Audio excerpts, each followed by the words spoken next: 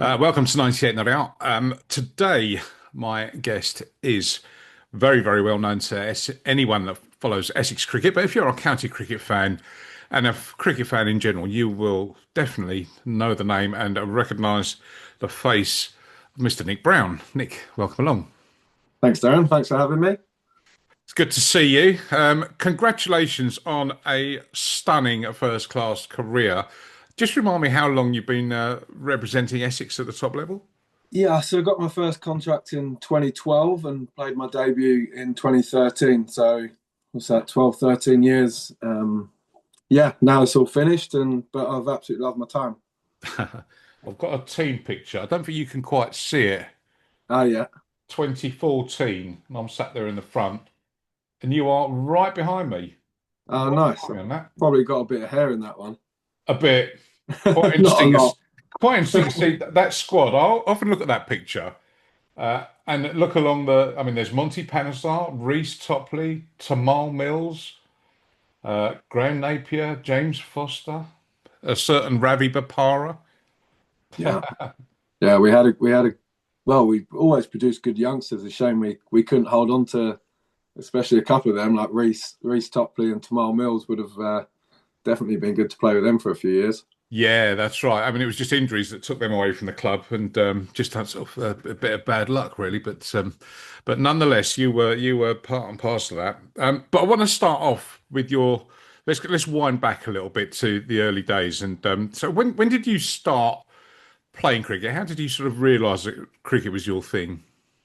I mean, I was practically brought up at South Woodford Cricket Club in the Essex League, and my parents actually met down there. So I've got two older brothers and two sisters. So we kind of every weekend was down at South Woodford, and from being a baby and having a cricket bag in my hand was everything really. Every weekend I'd be that annoying kid asking people for throws and constantly asking people. So I mean, I used to love it. Used to love going down there, and then when I was old enough to start playing at probably 5 or 6, yeah, managed to play down there, and then managed to follow my dream really, which was to play for Essex.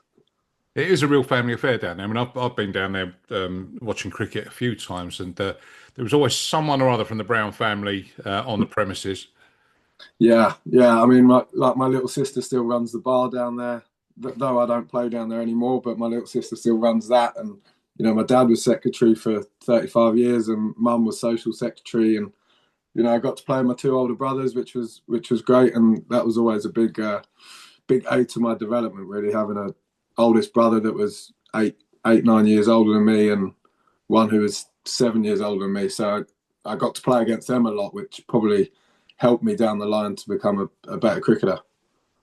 And then what was the pathway? Was it were you picked up and doing district cricket with Essex? Yeah, so I played a bit for Redbridge, and then I played for Essex age groups at the age of 8.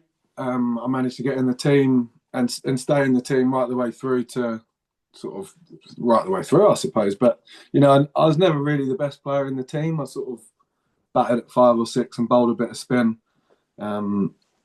And yeah, like I say, played right the way through, and probably at 16, 17, I really kicked on a little bit more in my cricket and managed to probably overtake a couple of players. And yeah, I got my contract a little bit later than that. I played probably 5 years of second team cricket and got my contract at 21.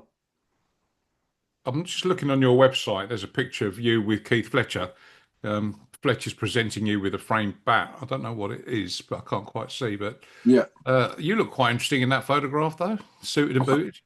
I got a lot of hair in that one. I think. Yeah. Yeah, I think that was I think that was the MVP for Essex age groups, and I was 16 then, and I had a good year. But Keith's been there for me throughout. I mean, he was my under-15s coach, and I learned a lot from him then. And right the way through, he's been at the end of a phone call, really. That coming to watch second team cricket like he does, and he's helped me a lot. So it was really nice to get that a long time ago, that presentation, and he presented me with a picture, a framed picture the other week, and at the ground at the end of my career. So that was a really nice touch. It's wonderful, isn't it? For someone of his stature, he's still very, very hands-on with the sort of the youth development of Mm. the club. It's Yeah, Essex is really lucky that you've got, and have always seemed to have, but there's still to this day, there's people like Keith Fletcher, there's Gucci, there are all these absolute greats of the game that are right there and always willing to give and help out with the current sort of squad and development players. yeah. I mean, them guys, in the 70s, 80s, and 90s was the golden era of Essex cricket, really. And people like Keith and Joe K. Lever and people like that, and obviously Gucci, still put so much into the club. And we're very lucky that Essex have created that sort of family environment that old players, or past players, I should say, shouldn't say, past players can come back and help out around the club, and and be about the club and still support. So I'm sure I'll be able to continue doing that after I finished. Yeah. Yeah, there's some really nice quotes that I've been reading from various people. Sir Alastair Cook, I think we've heard of him. I don't think I've ever played with anyone who has enjoyed playing cricket for Essex as much as Brownie. You had a very special relationship with him, both sort of on and off the field, but certainly as a batting combo at the top of the order, it was a very, very special thing. Yeah, it was. I mean, it's quite bizarre, really. He was one of my heroes. I went out to that 2010 Ashes and watched him, and I didn't really know him very well then. And I saw that, and he was, yeah, like I said, one of my heroes. And to sort of now, back with him for 6 or 7 years and call him one of my best mates is quite ridiculous, really. When he's one of your heroes. So we managed to form a good partnership, and I think we both drove each other in our own little way. He pushed me more, probably with a professional side, because he was, ultra professional and competitive, and I probably pushed him a little bit for the sort of enjoyment side of batting and off the field stuff. Going for a beer with him and getting him to just enjoy cricket rather than taking it so seriously all the time.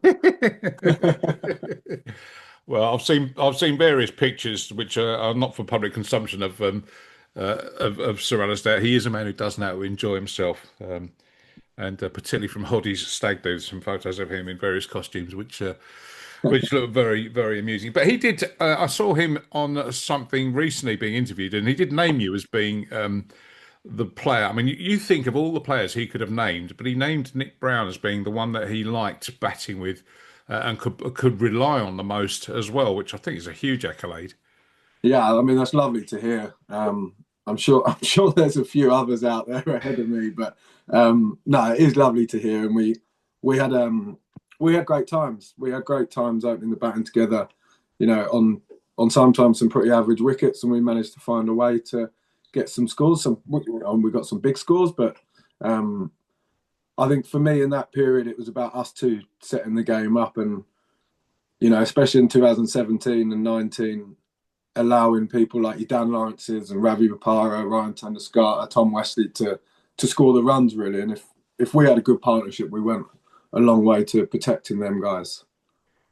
Yeah, there's some names there, aren't there? Ravi Yeah. and Tendo and all that. And it's easy to forget the sort of constant, steady stream of talent that's come through the doors at Chelmsford over the years. I mean, we talk about going back sort of 40, 50 years, but I mean, you even just go back sort of in the last 10 years and just look at who's played for Mm. Essex. It is quite incredible.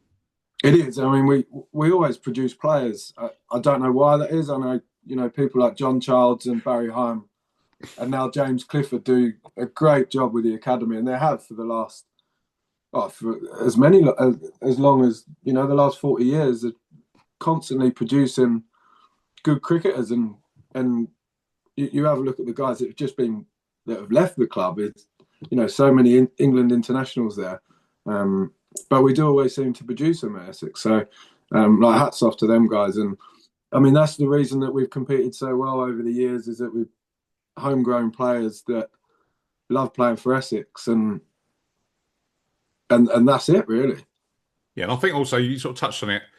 Um, there's always seems to me to have been a really good balance of, to use Sir Alastair as an example, sort of dedicated ultra professionals. Gucci was probably the generation or two before that of very, very serious, driven individuals. But at the same time, you've had talents in the team that are play the game with such ease, but seem to have such a good laugh while they're doing it as well. I mean, Ravi was a real character, absolute Yeah, nightmare at times, but he was.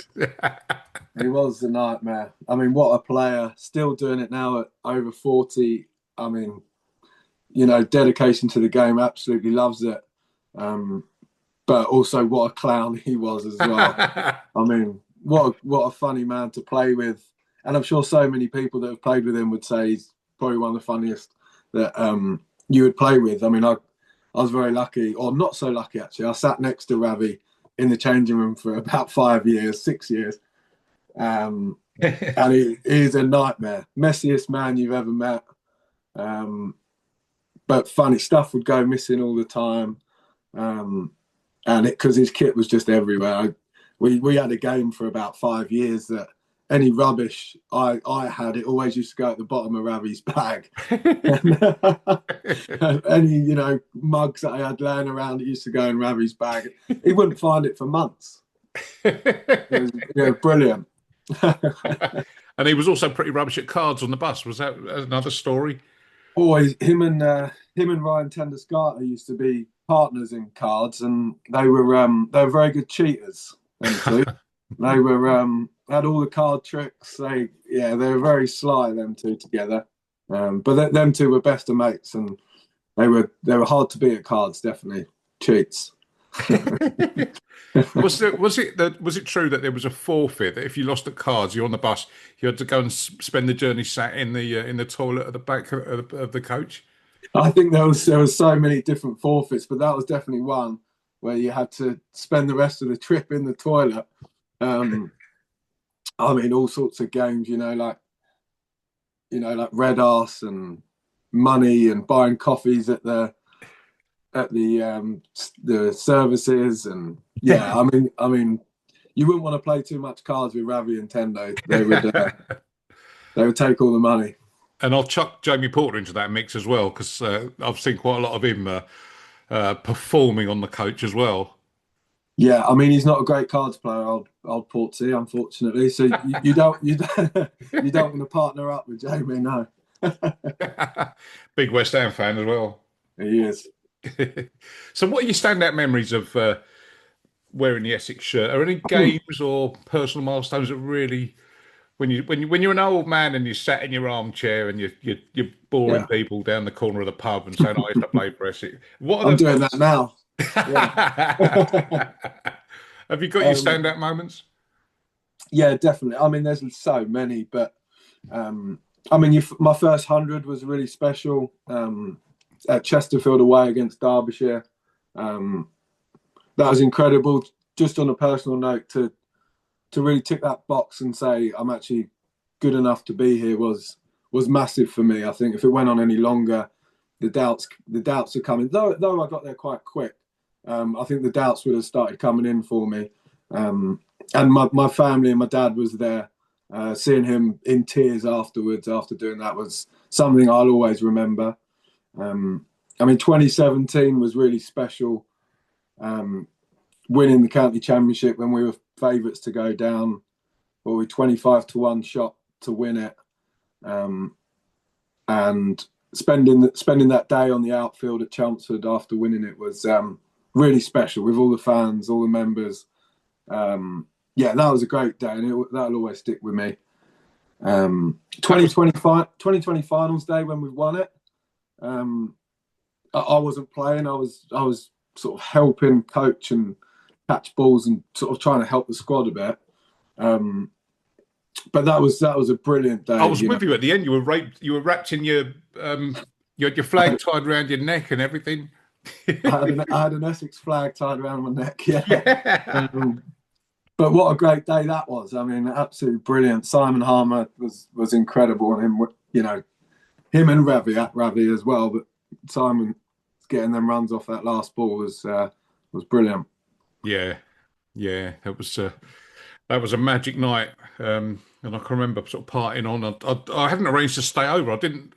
I just thought, oh, I can go back afterwards, and then found myself in the dressing room, and then we were at some hotel afterwards, and I thought, no, I've got to blooming get home. So driving down the M6 at whatever time, full of Diet Coke, I should add. I hadn't been. Yeah. Yeah, I mean, that dressing room was brilliant, wasn't it? Afterwards, all the family in there at Edgbaston, big old dressing room, isn't it? And yeah. yeah, that was something to remember. And I think 2017, you mentioned that.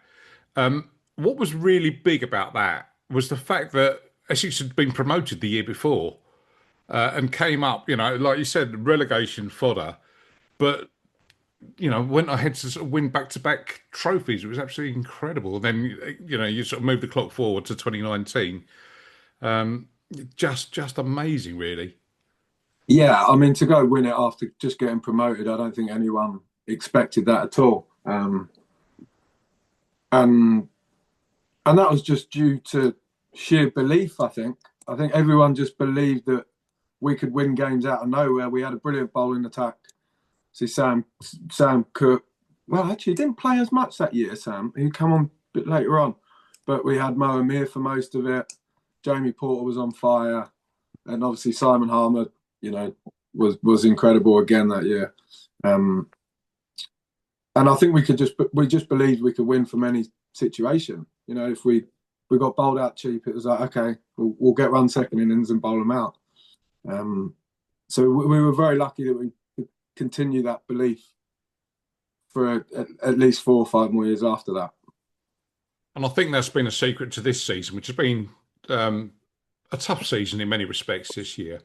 And I think those of us that were sort of involved knew at the start of the year it was going to be tough. The squad might have been 2 or 3 players short, and there was a danger of injuries and international call-ups and the rest of it. But particularly in the back half of the season, the performance did come. You did see people digging in. You just saw results being ground out. And it just, we talked about the conveyor belt of talent, but there's a conveyor belt of attitude as well, I think, of people that come and play at Essex. It gets instilled into them by whoever that, it's almost like you just don't give up. You keep going. No, exactly right. And I think everyone probably knew, like you say, there was a couple of players light. We were relying heavily on a few bowlers as the squad size wasn't very big. So I think you're right. I think everyone dug in, especially towards the end, which is not hard when you've got such a small squad and you're asking, guys like Shane Snater to play pretty much every game. And it's incredibly hard on your body and mentally it's tough, So I thought the guys done really well to finish 4th in the end, weren't we? Was we tied? Yeah, exactly. I know we're sort of in a bit of a scrap there, but things could have been different. We had Surrey on the ropes twice. Without weather, I think we probably would have beat them twice. So I think there was definitely positives. A couple of young guys come through that obviously done really well, like your Charlie Allisons, and I thought Charlie Bennett done really well coming in for his first few games.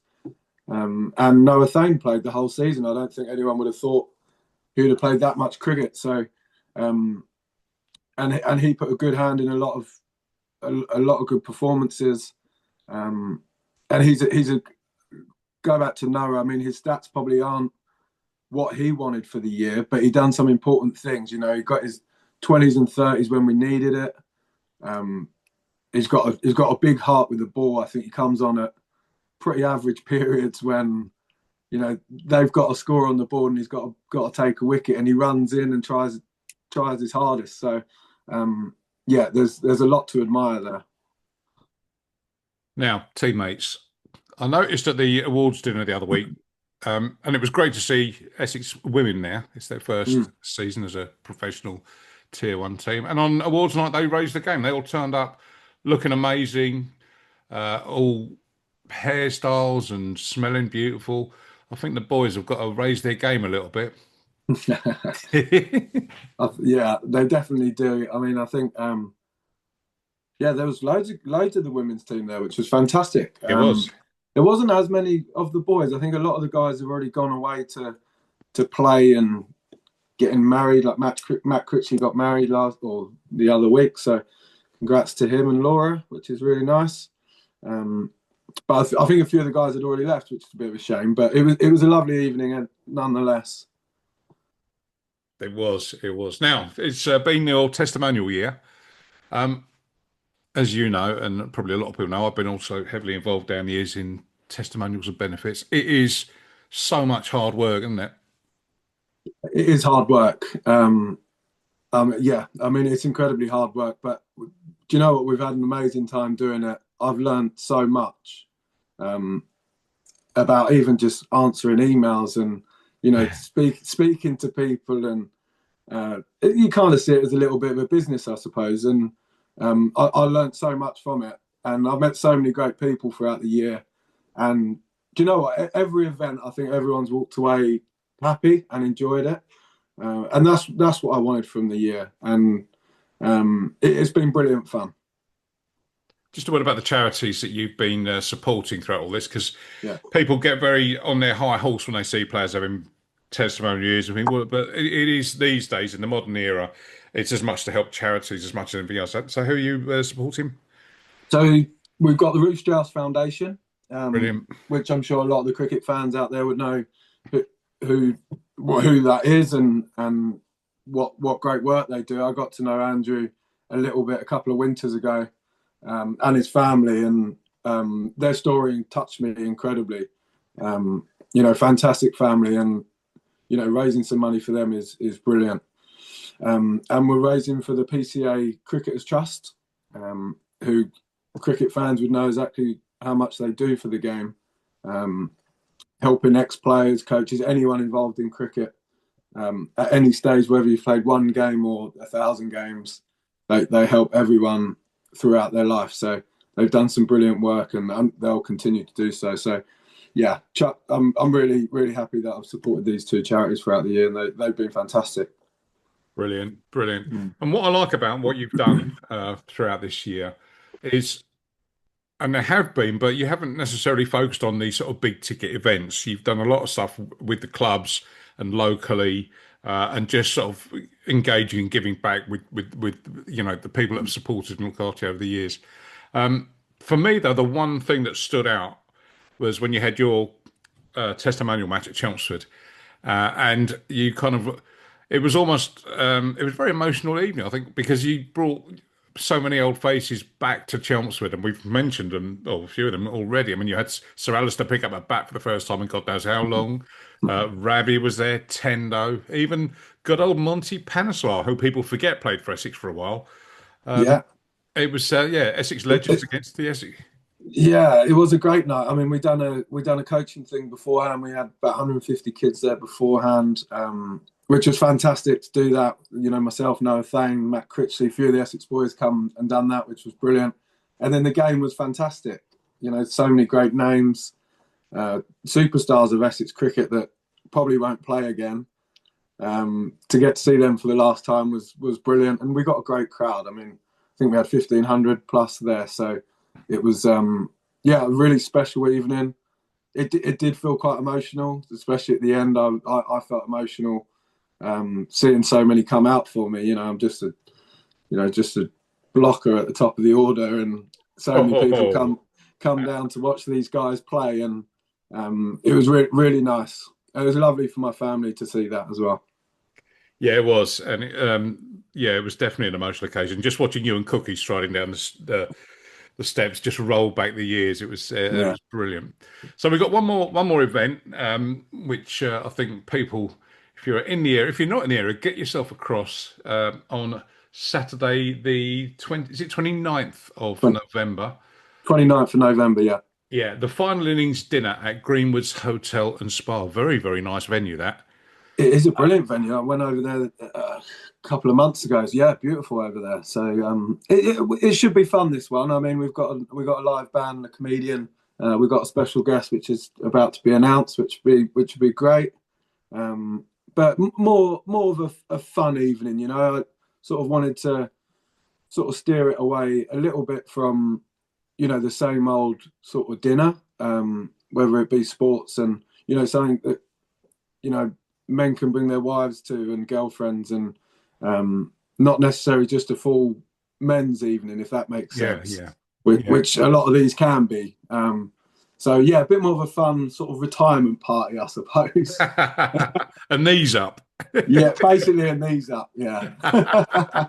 And gentlemen, if you're listening, remember you can bring your wives and your girlfriends along to this one. So. Yeah. Not, you can't bring both of them at the same time.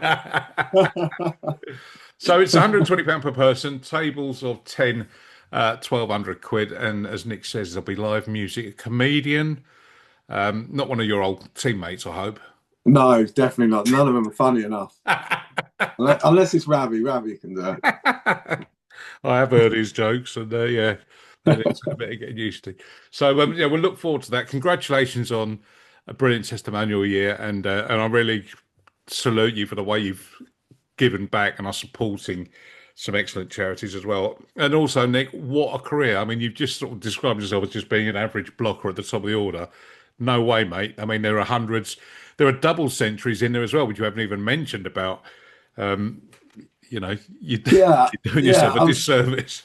Yeah, I mean, I love my time playing, and do you know what? I tried my hardest in every game that I played in. Done everything for the club and the badge that I could have, I think, and I can walk away happy, I think, and I've just had such a great time doing it, and yeah, I wouldn't have changed it for the world. I'm incredibly fortunate, and I just want to thank all the Essex fans actually and members that have supported me throughout the years, because it's been the highlight of my life so far. And you've got a continue a tradition which somehow has got going. Whenever I talk to anyone from Essex, they have to say thank you to Kitman Dan. Yeah, yeah. KMD is always there, following us everywhere.